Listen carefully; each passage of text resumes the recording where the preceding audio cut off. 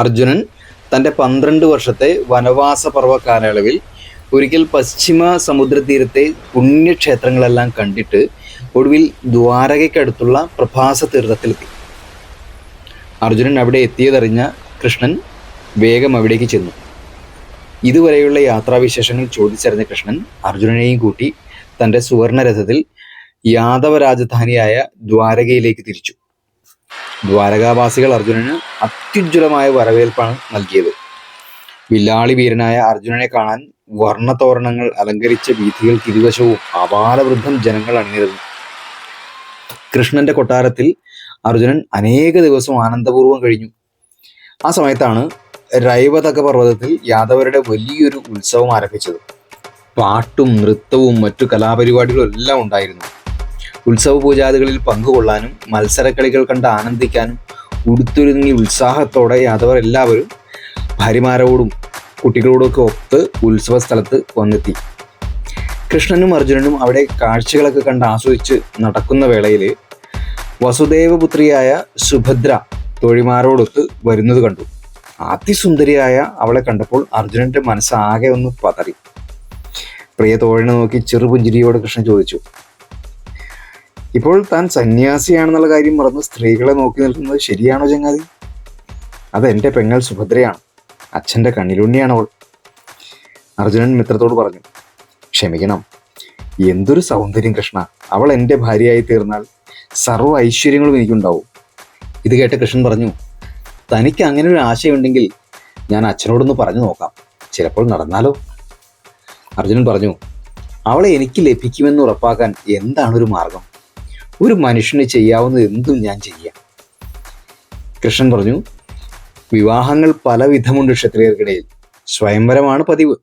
പക്ഷെ അതിൽ വധു ആരെ സ്വീകരിക്കുമെന്ന് പറയാൻ ഒരിക്കലും സാധിക്കില്ല. പിന്നെ ധീരനായ ക്ഷത്രിയൻ തനിക്ക് ഇഷ്ടപ്പെട്ട വധുവിനെ തട്ടിക്കൊണ്ടുപോയി വിവാഹം കഴിക്കുന്നതും തെറ്റല്ല. അർജുന, നിനക്ക് അവളെ അത്രയ്ക്ക് ഇഷ്ടമാണെങ്കിൽ ബലം പ്രയോഗിച്ച് കൊണ്ടുപോയിക്കോളൂ.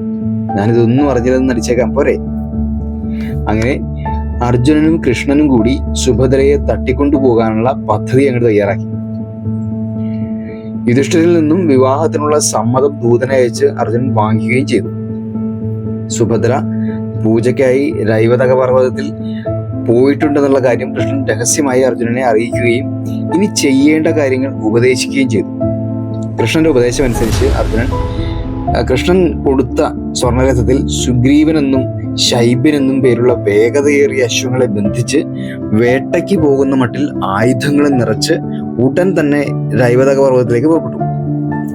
ദേവാരാധനയും പർവ്വത പൂജയും ഒക്കെ കഴിഞ്ഞ് സുഭദ്ര പരിവാരങ്ങളും ഒക്കെ ആയിട്ട് ദ്വാരകയിലേക്ക് മടങ്ങുന്ന സമയം പെട്ടെന്ന് അർജുനൻ അവരുടെ നേരെ രഥം കൊണ്ടുവന്ന് സുന്ദരിയായ സുഭദ്രയെ കോരിയെടുത്ത് രഥത്തിനുള്ളിലാക്കിയിട്ട് ഓടിച്ചുപോയി. തോഴിമാരും ഭടന്മാരും അമ്പരന്ന് നോക്കി നിന്നു. ഭടന്മാർ ഓടി രാജ്യസഭയിലെത്തി അർജുനൻ കാണിച്ച ധിക്കാരത്തെ പറ്റി സേനാധിപനെ അറിയിച്ചു. സേനാധിപൻ ഉടനടി പെരുമ്പറ മുഴക്കി ഈ വിവരം എല്ലാവരെയും വിളിച്ചറിയിച്ചു. അടിയന്തര സന്ദേശം കേട്ട യാദവീരന്മാർ ഭക്ഷണം കഴിക്കുന്നത് പൂർത്തിയാക്കാതെ നാനാഭാഗത്തുനിന്നും രാജ്യസഭയിലേക്ക് പാഞ്ഞെത്തി. എല്ലാ ധീരന്മാരും രാജ്യസഭയിലെത്തി അവരവരുടെ സ്ഥാനങ്ങളിൽ ഇരിപ്പുറപ്പിച്ചപ്പോൾ സൈന്യാധിപൻ അർജുനൻ ചെയ്ത അതിക്രമത്തെപ്പറ്റി വിവരിച്ചു പറഞ്ഞു. ഇത് കേട്ട യാദവീരന്മാർ അവരവരുടെ ഇരിപ്പിടത്തിൽ നിന്നും ചാടി എഴുന്നേറ്റ് ആക്രോശിച്ചു. കണ്ണുകൾ കോപം കൊണ്ട് ജ്വലിച്ചു. അവർ ഓരോരുത്തരായി എഴുന്നേറ്റ് ദേഷ്യത്തോടെ പറഞ്ഞു, എവിടെ എൻ്റെ തേരും കുതിരയും? വില്ലും മുമ്പും തയ്യാറാക്കൂ. അർജുനനെ പിടിച്ചു കെട്ടിയിട്ടേ ഇനിയുള്ളൂ. വരൂ, നമുക്കിറങ്ങാം. എല്ലാവരും കോലാഹലത്തോടെ പടക്കി കോപ്പുകൂട്ടി ചാടി പുറപ്പെടാൻ തുനിഞ്ഞു.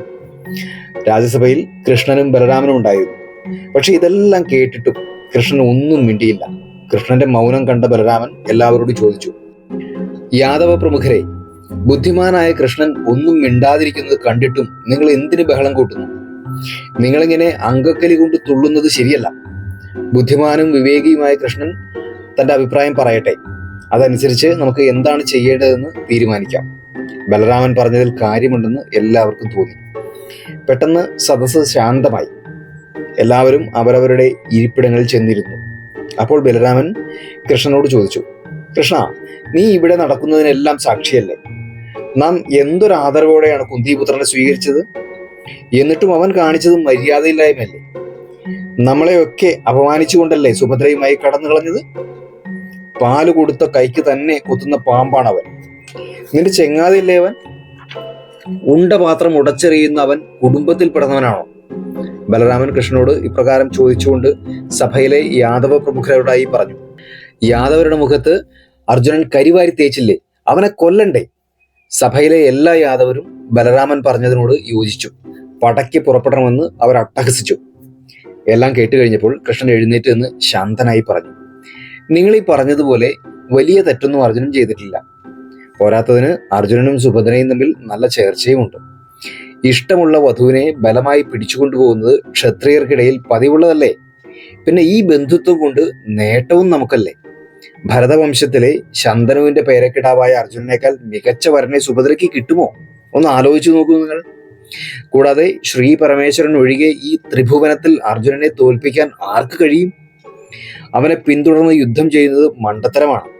അവൻ നമ്മെ തോൽപ്പിച്ച് ഇന്ദ്രപ്രസ്ഥത്തിൽ എത്തിയാൽ അതിൽ പരം നാണക്കേട് വേറെ വല്ലതുണ്ടോ? മറിച്ച് സ്നേഹപൂർവ്വം അവനെ ചെന്ന് കൂട്ടിക്കൊണ്ടുവരികയാണെങ്കിൽ എല്ലാവർക്കും സന്തോഷത്തിനും സമാധാനത്തിനും ഇട നൽകുമെന്നാണ് എനിക്ക് തോന്നുന്നത്.